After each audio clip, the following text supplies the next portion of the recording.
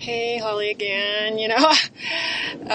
This is really challenging doing a video a day when you have, I don't know, just not very much time. But the immediate upload is a good idea, even though I usually like to change the effect and make it the most flattering possible and hide all the imperfections with some kind of effect like antiquing or what is that one? Oh, anyway, black and white, whatever. So also I usually just aesthetically like to change my background so that it's a little bit more interesting. If you're going to see a daily video, it kind of gets boring to see the same car seat that I'm driving in every day. So sometimes I like to do it outside, sometimes I like to do it inside, the house or, by some nature, some lake, roll up my squeaky window. And anyway, so really, the kind of best time for me to do these dang videos each day is in this car, and it's going to get boring to see me after a while just in the same place all the time. However, I do want to get the homework assignment done of doing a video every day. So today I wanted to talk about Rob Four. Rob Four is, has been one of my favorite leaders since I heard his Inner Circle interview, when I first started back in April or May of 2012. And by that time, it was probably 4 months old. He did it last December. He's just such a good guy. And anyway, I got to meet him a couple times after San Diego event. As it happened, my partner and I met him and his wife serendipitously at the airport. Our flights were leaving around the same time, so we got to hang out for about an hour. But unfortunately, I caught no documentation of it. I just wasn't up for videoing or picture taking, which was so stupid. And I didn't have many pictures or videos from San Diego because I actually had kind of an emotional meltdown as a response from that event. However, life goes on. I recovered from it. I got to a breakthrough on the other side of that meltdown. But during the San Diego event, it cost me big time because I didn't take much footage of any documentation. So anyway, back to Rob Four. Rob Four, I think I like him so much because he's really kind of gone down the roads of some personal growth and development that I've gone down in my life. I've always been on a path of personal growth and, kind of challenging myself on numerous levels, recovering from a lot of emotional baggage. I mean, we all do, but not all of us work on it. I've spent many years and hours in therapy. I did 2 years worth of rebirthing with some practitioner that I actually traded with back in the day. For 2 years of time, I've done a lot of talk therapy over the years, and, I don't know how much progress I made with that, but, I did do it, and I think more experiential, body-centered type therapies that aren't so intellectual were better for me, like Hakomi. I did some Hakomi work.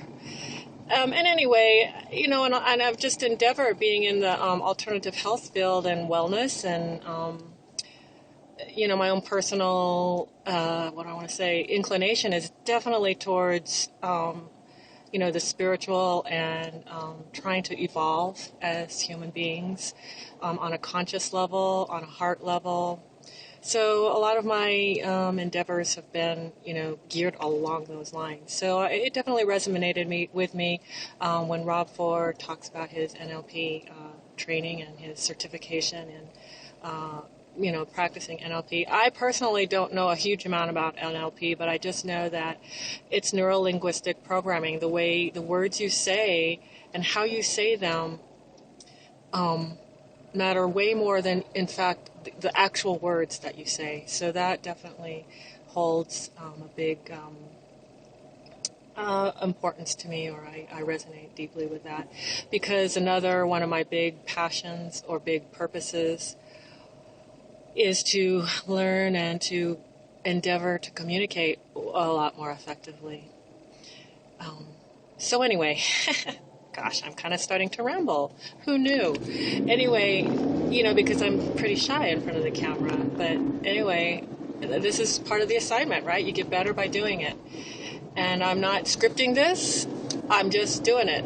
And anyway, so back to Rob 4. Jeez. So our event in Austin, he didn't do his usual NLP exercise with us like he did at the other two events in Austin, Atlanta and San Diego. In Austin, he told a story. And one of the things that Empower teaches us is to get good at telling your story. I am working on that, but I've got a couple of roadblocks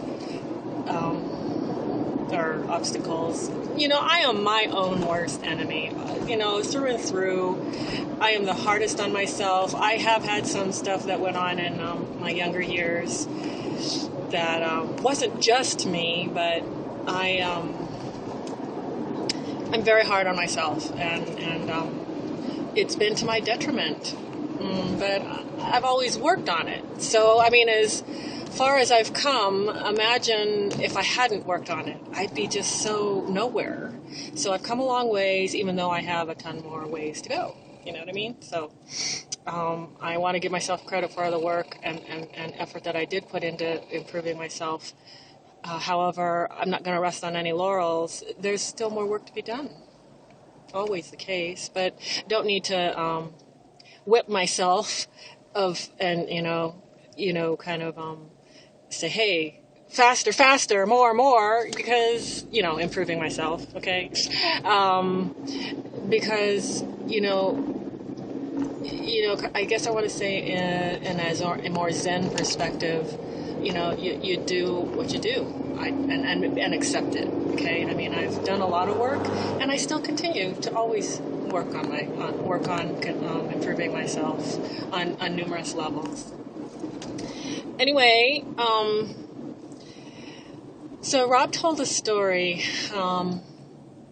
about this current, the river current, and the little creatures that live in the river amongst the river greens and branches that cling and resist against the current. They cling to the branches and the river greens, and they fight against the current. So, come on, how metaphorical is that? And so I kind of retold that story in the post. And Rob, when he told that story on stage and shared it, it just, of course, it spoke to me.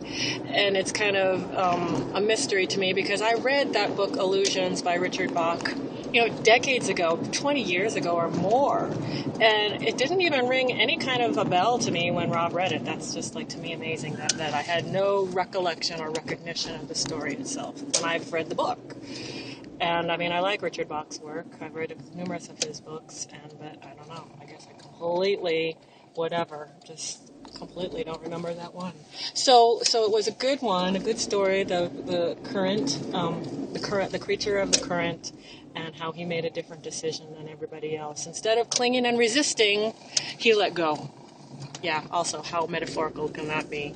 Let go of the clinging and resisting in your life. So anyway, I think that's it for now. I've rambled long enough for one impromptu video, and we'll talk to you soon. Bye-bye.